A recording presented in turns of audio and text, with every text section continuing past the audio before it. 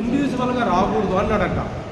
ఇండివిజువల్గా మీరు రాకూడదు, ఏదన్నా ఒక ఫోరము ఒక కమిటీ ఉండాలి.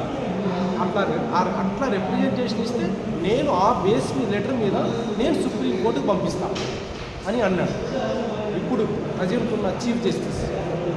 కాబట్టి ఆ 26వ తేదీ ఈ ఫోరం తరఫున రిప్రజెంటేషన్ ఇవ్వబోతుంది. ఆ వచ్చిన తక్షణమే హైకోర్టు ఆవరణలో స్టోన్ అయిపోతుంది మన ఫోరం తరఫున. అది అయిపోయిన తర్వాత ఆ నెక్స్ట్ జిల్లా కోర్టులో అన్ని 13 జిల్లా కోర్టులో కూడా స్టోన్ వేయాలి. ఎప్పుడైతే హైకోర్టు చీఫ్ జస్టిస్ ఇస్తాడో వెంటనే మనం ఏం చేయాలి, జిల్లాలో ఉన్నటువంటి మన కమిటీలు ఉంటాయి కదా, జిల్లా జడ్జికి రిప్రజెంటేషన్ ఇస్తే ఆయన చీఫ్ జస్టిస్ ఆఫ్ ఏపీకి రెఫర్ చేస్తారు. అప్పుడు ఆయన పర్మిషన్ ఇస్తారు. ఇది ప్రాసెస్. దట్ ఈస్ ఈ విగ్రహానికి సంబంధించి. అదేవిధంగా నెంబర్ 2, అన్ని హైకోర్టు, ఏపీ హైకోర్టు మరియు సబార్డినేట్ కోర్ట్స్లో ఏదైతే గాంధీ పటం ఉందో జడ్జి గారి పైన కూర్చొనే సీట్ పైన, ఆ గాంధీ పటముతో పాటు మన అంబేద్కర్ పటం కూడా ఉండాలి.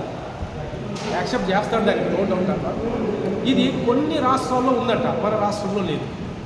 ఈ ఉత్తరప్రదేశ్ ఇంకా నార్త్లో ఉంది కానీ సౌత్లో లేదు అని.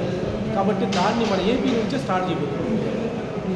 ఇవన్నీ సక్సెస్ కావాలి అంటే మనం 24వ తేదీ విజయవాడలో జరుగు ఈ సమావేశానికి మన అనంతపురం జిల్లా తరఫున ఒక 50 మంది లాయర్స్ తీసుకెళ్లాలా అనేటువంటి ముఖ్యమైనటువంటి మన ముందున్నటువంటి కాన్సెప్ట్ ఇప్పుడది. దాంట్లో ఎంతమందిని భాగస్వామ్యం చేయాలా, ఎట్లా ఈ 50 మందిని తీసుకెళ్లాలా అనేది మన పాయింట్. ఎవరిని కలవాలా, ఈ 23వ తేదీ లోపల ఈ జిల్లాలో ఉన్న అన్ని బార్లు, ఉమ్మడి జిల్లా పుట్టపర్తి, ఇప్పుడు పుట్టపర్తి హెడ్ క్వార్టర్లో ఈ ఆదివారం రోజు దాదాపు 20 మంది లాయర్లు కలవబోతున్నారు. మనకు జిల్లా ప్రెసిడెంట్ గారు అక్కడ వెళ్తున్నారు. అక్కడ